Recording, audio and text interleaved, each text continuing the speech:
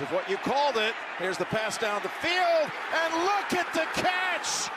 Leaping into the air and coming down with it in double coverage is Jamar Chase on 4th and 6 for 35 yards.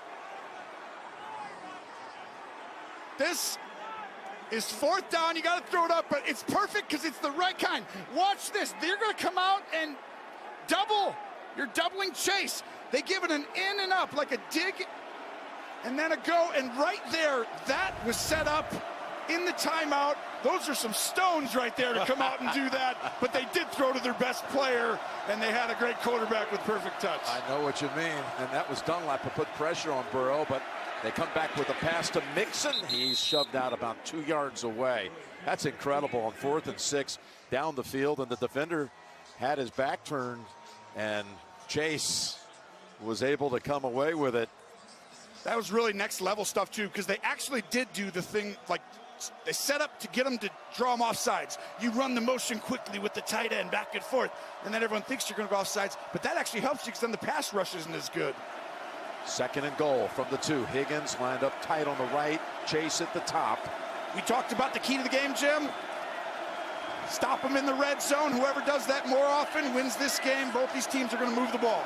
There's Higgins moving to the left side. They go up the middle with P. Ryan, the big body, plowing ahead for the touchdown.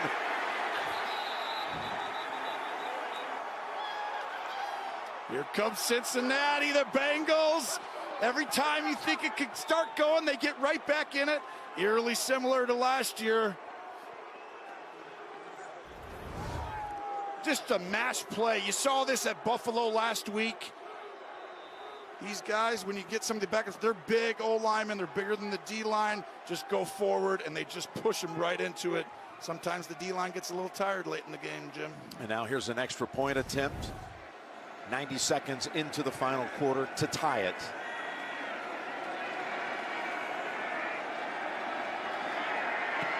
And the kick is good.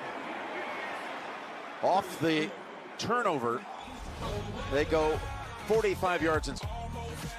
Kansas City was driving, then that happened. The monster play of the game, that one to Chase. And then P. Ryan finishes off. Burrow and company tied.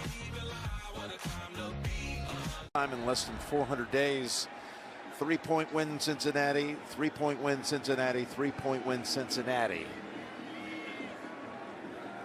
It's been the results. And they've come back in all 3 of those games. Twice of them by double figures. Here's Pacheco. And he's to about the 22. Let's go down to Evan real quick. Well, Jim, this is a rare sight for Joe Burrow, who is the ultimate stoic on the sideline. But after that touchdown drive, he made the point to come over to his offensive line. And the general message was, we've got a few possessions left in this game. Kind of just heightening the importance of it. But again, this is not something you see very often from Burrow. He's very much go to the sideline and not say anything. See in the moment, guys. It's good stuff there, Ev. Scored on a drive that started at their own 5 at the end of the first half. Big 4th and 6 conversion leading to a touchdown on that drive. And that's the emotion, though. You know how badly all these guys in this field want it. Mahomes pass to Sky Moore, and he is steer wrestled down by Apple. And again, this is when you see Sky Moore as one of his top options, he caught 22 passes, Tony, in the regular season. I mean, they're thin. After Moore, it's Marcus Kemp. And that's who's on the field right now. If you're Kansas City, this is a very daunting situation. I feel like this is much more challenging than everyone knows. You just said it. Kemp's out there and more. You did not expect these two to have to be the guys. You know, Gray's out there right now, 83. Some of these guys are going to have to step up in a huge moment for the first time in their life. Well, Valdez-Scantling certainly has given him his due. Here's the pass, dumping it out to Pacheco, trying to make a move, fighting for that first down yardage. He's about a half-yard shy, and he got a 3rd and 1. And again, this is a team that's 50% on the whole season. On 3rd and 1. You would never believe it with an offense like this, with the imagination they have, that they would convert so seldomly. I do think that, you know, first they went out and got Pacheco, and he comes in, you see those tough extra yards, you're like, why doesn't that correlate, right? It just doesn't make sense, because he does a great job with the tough little stuff like that, but usually there's motion. Here's 3rd and 1. And it's Pacheco. And he's got the first, just barely. And they just lined up. They don't normally do this. They did splash a little stuff for you. Here's a motion. We might hand it off on a jet sweep and just run it straight at you. But that's what you needed, that tough extra move to get it. Probably shouldn't have ran into the back of his guy, but yeah, he does keep those legs churning. Boy, with Pacheco, a rookie, loved to get to the Super Bowl. He was raised 40 miles from Philadelphia in Vineland, New Jersey. Then you got Travis Kelce trying to meet up with his brother at the Super Bowl. Jason and the Eagles already in. There he is on a wing to the right as Kelce. 1st and 10, handoff again. Pacheco, contact pretty quickly. He's got now 7 attempts on the ground for 17 yards tonight. 7 for 17. There's Lou Anarumo, only allowed one 100-yard rusher this year, and they've done an unbelievable job of really, both these teams have done great against the run. 30 yards for Kansas City only, 46 yards for Cincinnati. Neither wants to live in it. You do want to be efficient in it, though. McKinnon comes in, 2nd and 9. So look at the miscommunication. You got a bunch of different guys on the field. You called it.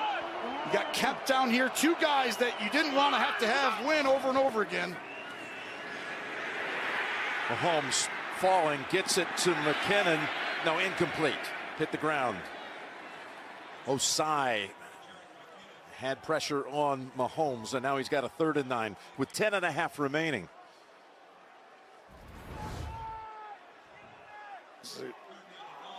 Fantastic job by Mahomes to get this ball out and not take the sack. It's not the worst thing, actually, to drop that. In some ways, he might have lost a yard or 2. You know, in these wins that Cincinnati has had, the Kansas City offense has failed to perform in the 4th quarter.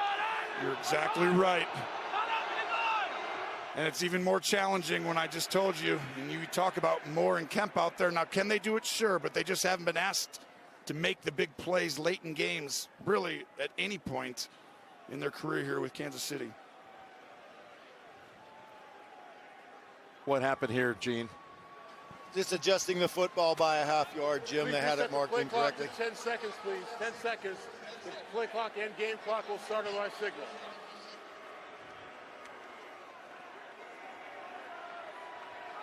It's far easier to double team Kelce when you don't have other guys. So you're going to see someone help on him right there as well.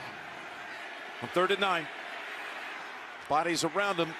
It's caught by Kelce, but Bell is not going to let him get anywhere close to a 1st down. Kansas City before that had converted its last 5 3rd downs, but now they're coming off the field. And that's the second half adjustment. Wizard on defense, and there's the Wizard on offense. But right there, you saw Kelce chip and then get out, and there's the footwork. The adrenaline is there. He's going to be all right. He's going to have to stand in and create some plays at some point at the end of this. These guys are not going to be that open. I've been watching these receivers, Jim. There's not a lot of help right now happening, and they are targeting Kelce with, you know, double, triple team in some ways, chucking him at the line with it. The ball was set, the play was shut down. The clock and should not have started.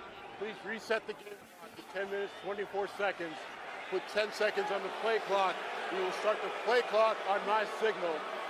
Game clock will start on the snap. 10:29 on the game clock. It will start on the snap. Thank you.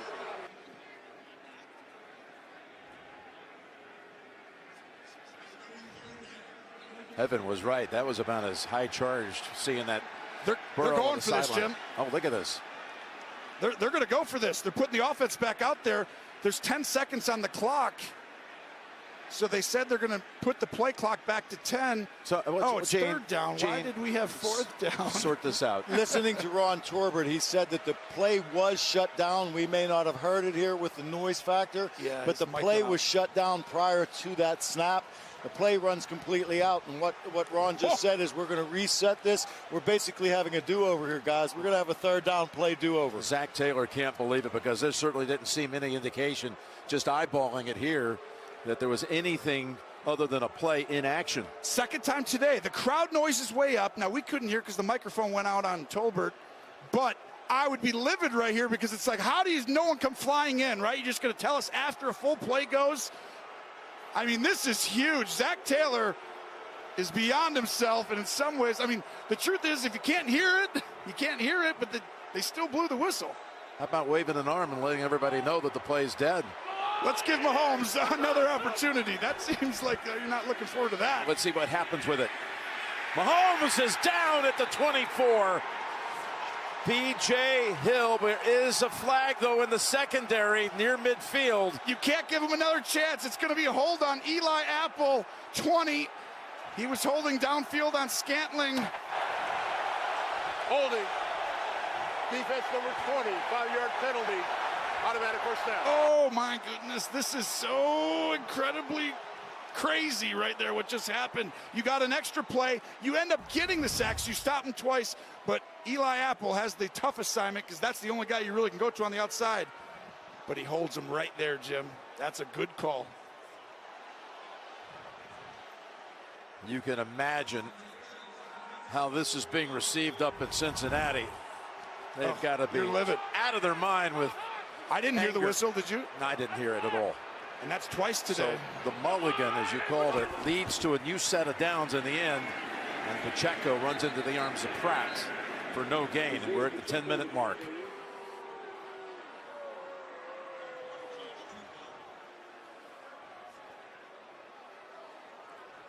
Trying to find a way to do something without the guys on the outside that are usually in the game. Oh, there he is coming in, but nobody could hear the whistle, and so he wants to get out of the way and not get hit, but he did come flying in to stop the play. 2nd and 9.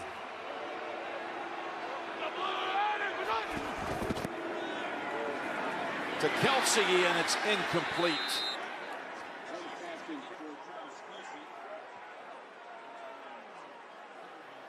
Now you're back to a 3rd and 9 with 9.5.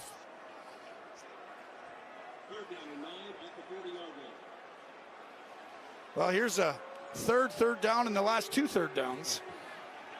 And Cincinnati's done pretty well on this drive on it, but you got to do it again. How do you formate Kelsey and get him not to get double covered? So you motion the back out. Kelsey's outside as if he's the #1 receiver. And now Cincinnati probably has to take a timeout because that made it difficult on them to how to communicate and where everyone should go to guard who. Yep, timeout Bengals.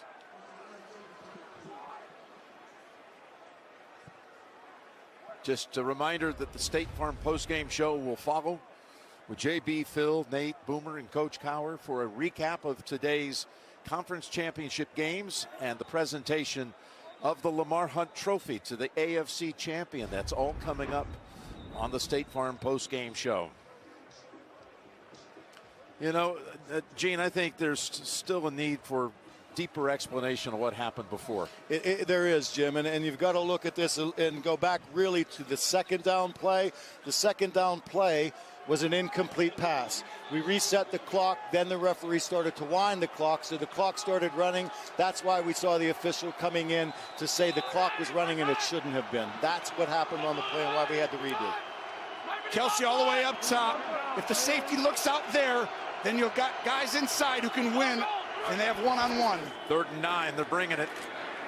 Pass incomplete. It was behind Valdez-Scantling. And this was just a miss by Patrick Mahomes, and this is only the 2nd or 3rd time all day where I felt like that ankle affected him.